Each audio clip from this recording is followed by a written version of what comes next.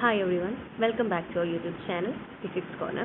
നമ്മൾ കഴിഞ്ഞ ക്ലാസ്സിൽ പഠിച്ചിട്ടുണ്ടായിരുന്ന topics different kinds of forces ആയിരുന്നു. 4 കൈൻഡ്സ് ഓഫ് ഫോഴ്സസ് ആണ് നമ്മൾ അന്ന് നോക്കിയിരുന്നത്. Frictional force, normal force, weight, then tension force. പിന്നെ സൂപ്പർ പുഷൻ പ്രിൻസിപ്പിളും നമ്മൾ പഠിക്കുകയുണ്ടായി. ഇനി നമുക്ക് പഠിക്കാനുള്ളത് ന്യൂട്ടൻ്റെ 3 ലോസ് ആണ്. നമുക്ക് ആദ്യം ന്യൂട്ടൺസ് ഫസ്റ്റ് ലോ നോക്കാം.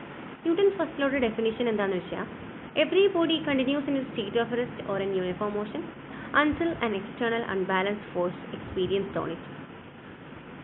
വളരെ സിമ്പിൾ ആണ്.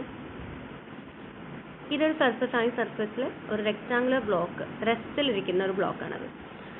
ഈ ബ്ലോക്കിൽ എക്സ്റ്റേണൽ ആയിട്ട് ഒരു തരത്തിലുള്ള ഫോഴ്സസും ഇല്ല. ഇങ്ങനെ ഇരിക്കുന്ന ഒരു ബോക്സ് ഇവിടെ നിന്ന് മൂവ് ചെയ്യിക്കണമെങ്കിൽ നമ്മൾ അൺബാലൻസ്ഡ് ആയിട്ടുള്ള പുറത്തുനിന്ന് ഒരു ഫോഴ്സ് കൊടുത്തിരിക്കണം. എന്നാൽ മാത്രമേ ഈ റെക്ടാങ്കുലർ ബോക്സിന് ഇവിടെ നിന്നും ഇവിടേക്കോ മറ്റോ എന്തെങ്കിലും തരത്തിലുള്ള മൂവ്മെൻറ്റ് നമുക്ക് ക്രിയേറ്റ് ചെയ്യാൻ പറ്റുള്ളൂ. അതാണ് പറയുന്നത് every body continuous in A state of rest or in uniform motion. ഇനി ഒരു ബോഡി യൂണിഫോം മോഷനിൽ ആണ് ഇരിക്കുന്നതെങ്കിൽ, ഇപ്പോൾ ഒരു സ്കേറ്റ് ബോർഡ് യൂണിഫോം മോഷനിലാണ് ഇരിക്കുന്നത്. ആ സ്കേറ്റ് ബോർഡ് യൂണിഫോം മോഷനിൽ ഇരിക്കുമ്പോൾ അതിൻ്റെ മോഷനെ തടുക്കണമെങ്കിൽ നമ്മൾ അവിടെയും ഒരു എക്സ്റ്റേണൽ അൺബാലൻസ്ഡ് ഫോഴ്സ് കൊടുക്കണം. എന്നാൽ മാത്രമേ അതിനെ നമുക്ക് റെസ്റ്റിലേക്ക് കൊണ്ടുവരാൻ കഴിയുള്ളൂ. ഇതാണ് നമ്മുടെ ന്യൂട്ടൺസ് ഫസ്റ്റ് ലോയുടെ ഡെഫിനിഷൻ ആയിട്ട് വരുന്നത്. അവിടെ മെയിനായിട്ട് നമ്മൾ ഓർക്കണം, ഇന്റേണൽ ഫോഴ്സ് അല്ല എക്സ്റ്റേണൽ ഫോഴ്സ് ആണ് അവിടെ നമ്മൾ കൊടുക്കേണ്ടി വരാം. ടെക്സ്റ്റിൽ ഒരുപാട് കാര്യങ്ങൾ എഴുതിയിട്ടുണ്ട്, എന്നാൽ ഇമ്പോർട്ടൻ്റ് ആയിട്ടുള്ള കാര്യങ്ങൾ മാത്രമേ നമ്മളിവിടെ ഡിസ്കസ് ചെയ്ത് പോകുന്നുള്ളൂ. ഇനി നമ്മൾ എപ്പോഴും ആലോചിക്കേണ്ട ഒരു കാര്യമാണ് an object acted on by no net external force at a constant velocity and zero acceleration. Net external force act ചെയ്യാത്ത ഒരു ഒബ്ജക്റ്റിനെ സംബന്ധിച്ച് ആ ഒബ്ജക്റ്റ് എന്ത് വെലോസിറ്റിയിലായിരിക്കും? കോൺസ്റ്റന്റ് വെലോസിറ്റി ഗ്രാഫ് വരയ്ക്കുകയാണെങ്കിൽ നമുക്ക് മനസ്സിലാവും VT കോൺസ്റ്റന്റ് വെലോസിറ്റി. ഇതാണ് വെലോസിറ്റി. ഏത് എത്രമാത്രം ടൈം ചേഞ്ച് ചെയ്താലും വെലോസിറ്റിയിൽ വ്യത്യാസം വരില്ല. വെലോസിറ്റി 10 m/s ആണെങ്കിൽ ഒന്നാമത്തെ സെക്കൻഡിലും രണ്ടാമത്തെ സെക്കൻഡിലും 10ാമത്തെ സെക്കൻഡിലും 10 m/s തന്നെയായിട്ട് തുടർന്നു കൊണ്ടേയിരിക്കും.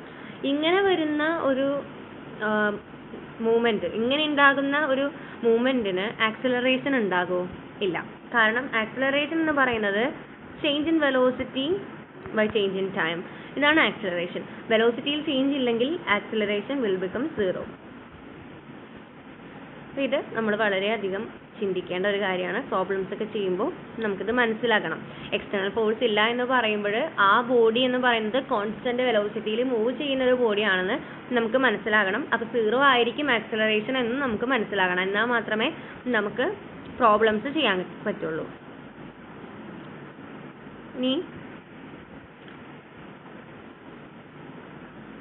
ഇനി നമുക്ക് ഇക്വിലിബ്രിയം കണ്ടീഷൻ എന്ന് പറയുമ്പോൾ ഒന്നില്ലെങ്കിൽ ആ ബോഡി റെസ്റ്റിലായിരിക്കണം, അല്ലെങ്കിൽ ആ ബോഡി കോൺസ്റ്റന്റ് വെലോസിറ്റിയിലായിരിക്കണം.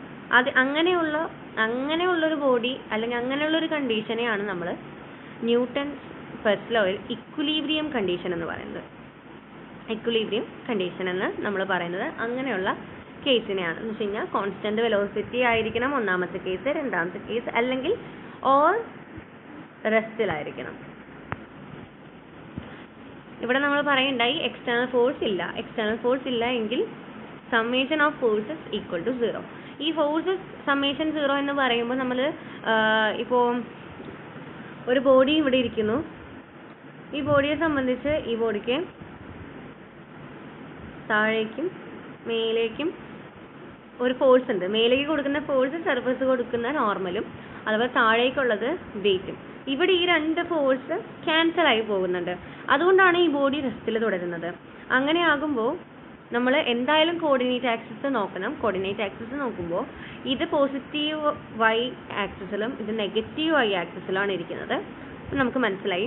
അപ്പോൾ പോസിറ്റീവും നെഗറ്റീവും കൂടി ആഡ് ചെയ്ത് കഴിയുമ്പോൾ നമുക്ക് എന്താ കിട്ടുക? 0. അങ്ങനെയാണ് ഈ ഫോഴ്സ് 0 ആയിട്ട് മാറുന്നത്. അതുകൊണ്ടാണ് ഈ ബോഡി റെസ്റ്റിലിരിക്കുന്നത്. സോ ന്യൂട്ടൺ ഫസ്റ്റ് ലോയിൽ നെറ്റ് എക്സ്റ്റേണൽ ഫോഴ്സ് ഇല്ല എന്ന് പറയുമ്പോൾ ഏതൊരു പ്രോബ്ലം ചെയ്യാൻ വരുമ്പോഴും നമ്മൾ എഴുതേണ്ടത് ആ ബോഡി റെസ്റ്റിലാണോ കോൺസ്റ്റന്റ് വെലോസിറ്റിയിലാണോ എന്ന് നോക്കിയിട്ട് കോർഡിനേറ്റ് ആക്സിസ് വരച്ചതിന് ശേഷം നമ്മളവിടെ എഴുതേണ്ടത് f(x) = 0, fy = 0. ഇത് പ്രൂവ് ചെയ്താൽ മാത്രമേ നമുക്ക് ആ ഒരു തന്നിരിക്കുന്ന ക്വസ്റ്റ്യൻ ന്യൂട്ടൺസ് ഫസ്റ്റ് ലോനെ ഫോളോ ചെയ്യുന്നു എന്ന് പറയാൻ കഴിയുള്ളൂ. അല്ലെങ്കിൽ ഒരു രീതിയിലും അത് ന്യൂട്ടൺസ് ഫസ്റ്റ് ലോനെ ഫോളോ ചെയ്യുന്ന ക്വസ്റ്റ്യൻ ആയിരിക്കില്ല. ഇനി ഇവിടെ 2 കൺസെപ്ഷ്യൽ എക്സാമ്പിൾസ് തന്നിട്ടുണ്ട്, നമുക്ക് നോക്കാം. ഒരു റോക്കറ്റ് ഷിപ്പാണ്, സ്പേസ് ഷിപ്പ്. അത് വാക്വം ഓഫ് ഔട്ടർ സ്പേസിൽ മൂവ് ചെയ്തുകൊണ്ടിരിക്കുകയാണ്. പെട്ടെന്ന് അതിൻ്റെ engine dies. As a result, the spaceship slows down and stops. What does Newton's first law says about this scene? ന്യൂട്ടന്റെ ഫസ്റ്റ് ലോ ഈ സീനെ കുറിച്ചിട്ട് എന്താണ് പറയുന്നത്? നമുക്കറിയാം ന്യൂട്ടന്റെ ഫസ്റ്റ് ലോ എന്ന് പറയുന്നത് എക്സ്റ്റേണൽ ഫോഴ്സിനെ ബേസ് ചെയ്തിട്ടുള്ളതാണ്. ഇവിടെ എൻജിനാണ് മരിക്കുന്നത്. എൻജിൻ ഒരു ഇന്റേണൽ ഫോഴ്സ് ആണ്. ഓക്കെ, ഇവിടെ എക്സ്റ്റേണൽ ഫോഴ്സുകൾ ഒന്നും തന്നെ ആക്ട് ചെയ്യുന്നില്ല. അതിനാൽ തന്നെ ഈ എൻജിൻ മരിച്ചാലും എൻജിൻ കേടായി പോയാലും അക്കോർഡിംഗ് ടു ന്യൂട്ടൺസ് ലോ പ്രകാരം ഇവിടെ എക്സ്റ്റേണൽ ഫോഴ്സ് ഒന്നുമില്ല. അങ്ങനെയാണെങ്കിൽ ഈ സ്പേസ് ഷിപ്പ് മൂവ് ചെയ്തുകൊണ്ടിരിക്കുകയാണെങ്കിൽ കോൺസ്റ്റന്റ് വെലോസിറ്റിയിൽ സ്ട്രെയിറ്റ് ലൈനിൽ അത് മൂവ് ചെയ്തുകൊണ്ടേയിരിക്കും. അതാണ് ന്യൂട്ടൺ ഫസ്റ്റ് ലോ വെച്ചിട്ട് നമുക്ക് പറയാനുള്ളത്. കാരണം ഇന്റേണൽ ഫോഴ്സിന് ഇവിടെ ഒരു തരത്തിലുള്ള പ്രാധാന്യമില്ല, എക്സ്റ്റേണൽ ഫോഴ്സിനാണ് പ്രാധാന്യമുള്ളത്. ഈ സ്പേസ് ഷിപ്പ് മൂവ്മെന്റിൽ ഇരിക്കുന്ന ഒരു സ്പേസ് ഷിപ്പാണ്. അങ്ങനെ ഇരിക്കുന്ന സ്പേസ് ഷിപ്പ് അതേ മൂവ്മെന്റിൽ തന്നെ തുടരും എന്നാണ് നമുക്ക് പറയാൻ പറ്റുക. അടുത്ത കൺസെപ്ഷ്യൽ ക്വസ്റ്റ്യൻ വന്നത് ഒരു driving portion 918 spider on A straight testing track at a constant speed of 250 km/h. You pass a 1971 Volkswagen Beetle doing a constant 75 km/h. On which car is the net external force greater? ഏത് കാറിലാണ് net external force greater? ഇവിടെ രണ്ട് കേസിലും തന്നിരിക്കുന്നത് constant സ്പീഡാണ്. 2 കേസിലും constant സ്പീഡിലാണ് ചലിക്കുന്നത്. Constant സ്പീഡിൽ ചലിക്കുന്ന ഒരു ഒബ്ജക്റ്റിനെ സംബന്ധിച്ച് അതിന് എക്സ്റ്റേണൽ ഫോഴ്സ് ഇല്ല. നമ്മൾ പറയുണ്ടായി ഓൾറെഡി ന്യൂട്ടൺസ് ഫസ്റ്റ് ലോയിൽ എല്ലാ ബോഡിയും അതിൻ്റെ കോൺസ്റ്റന്റ് സ്പീഡിൽ തുടരണമെങ്കിൽ എക്സ്റ്റേണൽ ഫോഴ്സ് ഇല്ലാത്തൊരു കേസായിരിക്കണം. അപ്പോൾ ഇവിടെ എക്സ്റ്റേണൽ ഫോഴ്സ് ഇല്ലാത്ത കേസാണ്. സോ 2 ബോഡീസും നെറ്റായിട്ട് നമ്മൾ പറയുമ്പോൾ നമുക്ക് രണ്ടിനും ഗ്രേറ്റർ ആയിട്ട് ഏതിനാണ് ഗ്രേറ്റർ എന്ന് നമുക്ക് കൃത്യമായിട്ട് പറയാൻ പറ്റില്ല.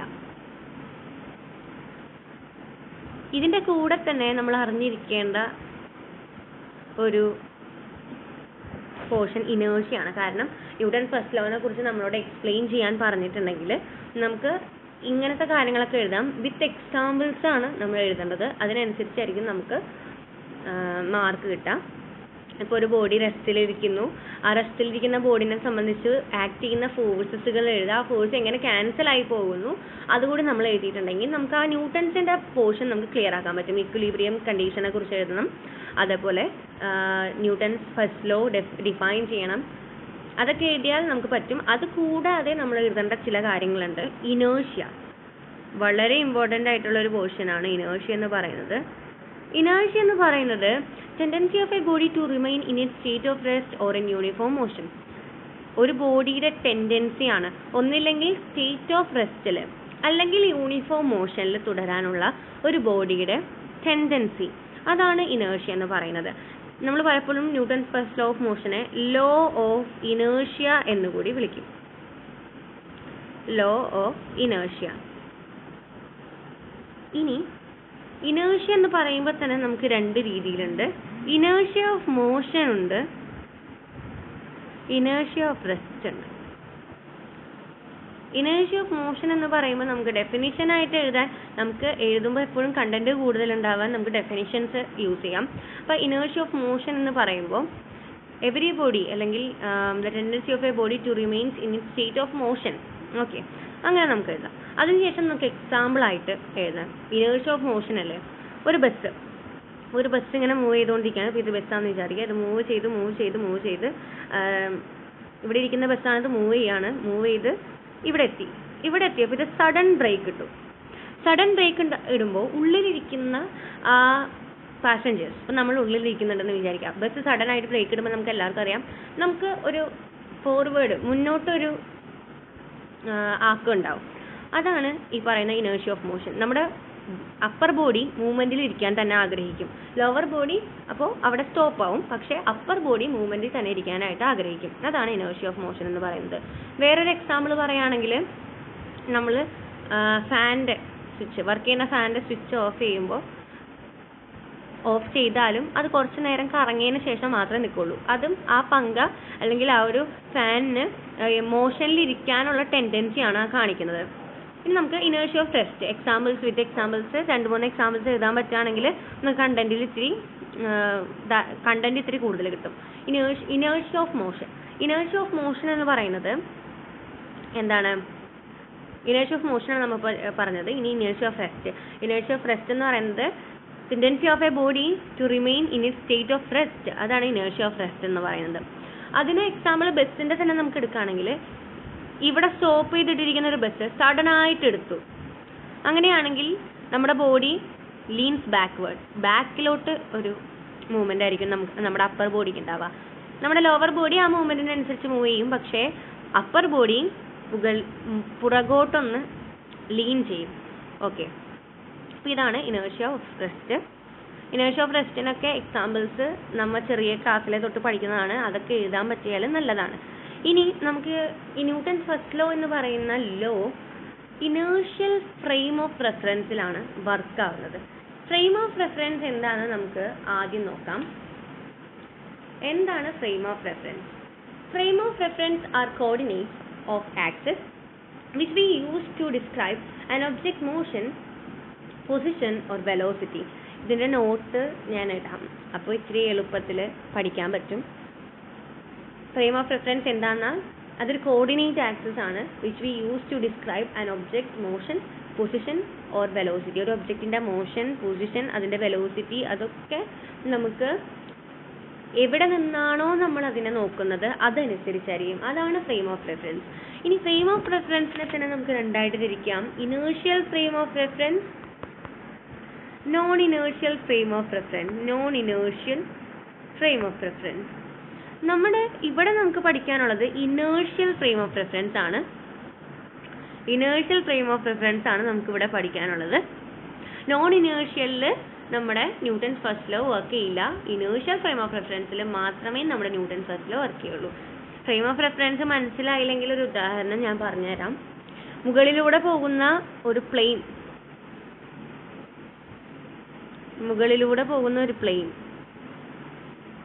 ഇതൊരു പ്ലെയിനാണെന്ന് വിചാരിക്കുക.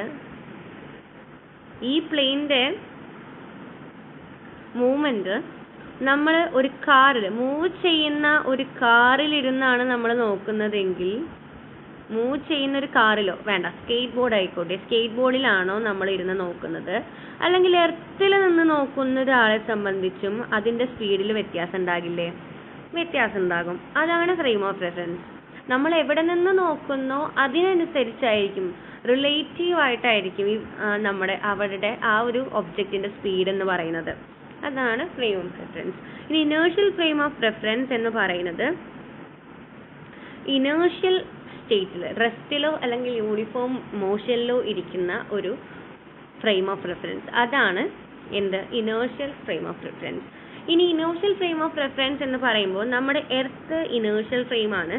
കാരണം എർത്ത് റെസ്റ്റിലിരിക്കുന്ന ഒരു ബോഡിയാണ്.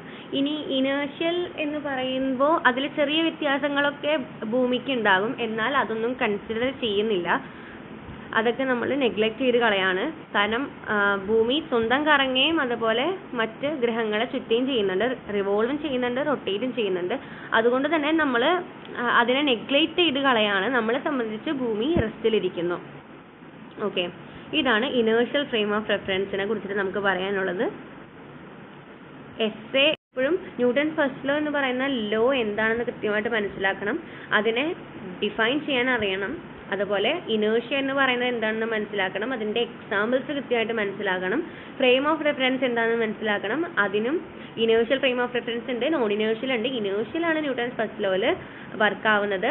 അത് എങ്ങനെ വർക്ക് ആവുന്നു തുടങ്ങിയ കാര്യങ്ങളെല്ലാം നമ്മൾ അറിഞ്ഞിരിക്കണം.